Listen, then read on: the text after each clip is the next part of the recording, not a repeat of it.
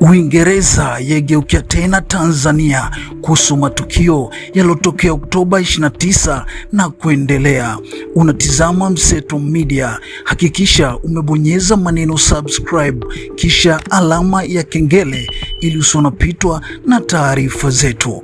Taarifa ni kwamba serikali ya Uingereza imefikisha Tanzania chini ya Rais Samia Suluhu Hassan katika Baraza la Haki za Binadamu la Umoja wa Mataifa UNHRC, ikitaka kufanyika kwa uchunguzi huru na wakina kufuatia kile ilichokiita ukatili wa kushtua uliotokea baada ya uchaguzi wa Oktoba 29, 2025, ikiwemo tuhuma za mauaji ya kinyume cha sheria na miili ya wahanga kufichwa.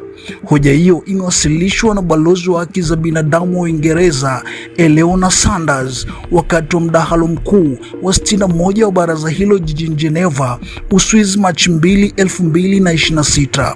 Uingereza imetumia jukwaa hilo la kidiplomasia kuishinikiza Tanzania kutoa majibu juu ya mfululizo wa matukio ya uvunjifu wa haki za binadamu yaliyoripotiwa nchini humo.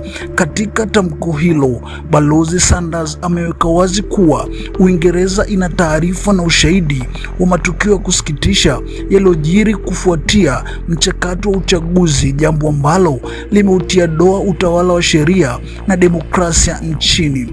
Lazima kuwepo na uchunguzi huru na wa wazi jumuishi wa matukio haya ili kuhakikisha uwajibikaji na kwamba uhuru wa msingi na haki za kikatiba za Watanzania wote zinalindwa, amesisitiza balozi Sanders. Hatua hiyo Uingereza kuishtaki Tanzania mbele ya Baraza la Haki za Binadamu wakati ambao tume ya kuchunguza matukio ya uvunjifu wa amani ya wakati na baada ya uchaguzi mkuu Oktoba 29, 2025 iliundwa na Rais wa Tanzania Samia Suluhu Hassan, ikiendelea kukutana na kufanya mahojiano na watu mbalimbali wakiwemo viongozi wa sasa, wastaafu na wadau mbalimbali, ikidai ili kukusanya taarifa na ushauri wa kitaalamu juu ya kile kilichotokea.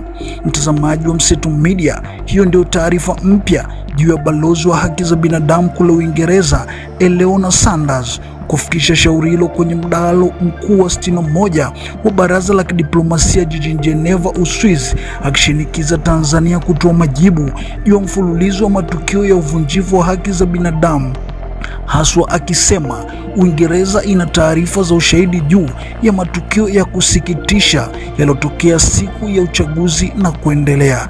Taarifa hii pia imepostiwa na peji rasmi ya Chama cha Demokrasia na Maendeleo Chadema, wakiujulisha umma kuhusu hatua hii ya Uingereza.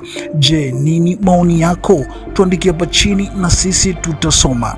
Hii ni chaneli yako pendwa Mseto Media. Hakikisha umesubscribe, comment, like na kushare. Mseto Media, we connect everywhere.